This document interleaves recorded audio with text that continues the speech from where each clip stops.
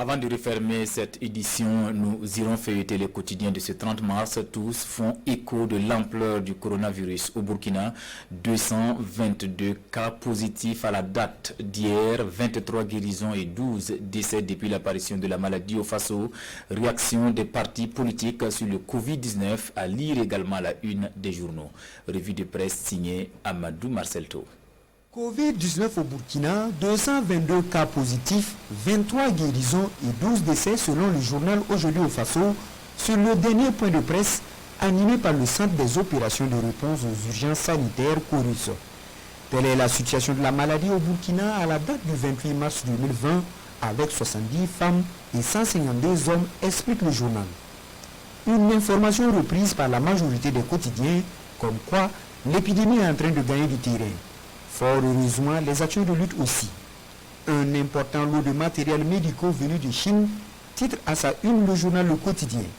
L'homme d'affaires chinois Alibaba offre 100 000 masques, 20 000 kits de tests réactifs et 1000 combinaisons de protection.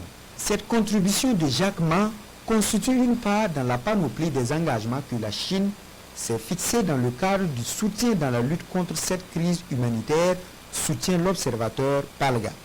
Les masques et combinaisons de Jack Ma sont là, souligne Aujourd'hui au Faso.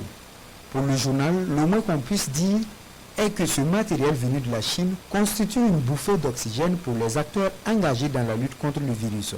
Cependant, l'unité d'action syndicale plaide pour la suspension de certains impôts et taxes, tout comme l'UPC pour la réaffectation des crédits budgétaires non consommés. Des propos relayés dans le journal Le Pays.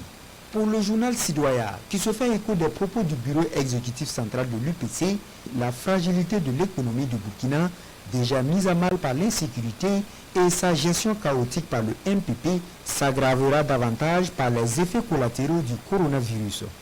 De ce point de vue, l'UPC propose la suspension du paiement des impôts et taxes, indique le journal de tous les Burkinabés.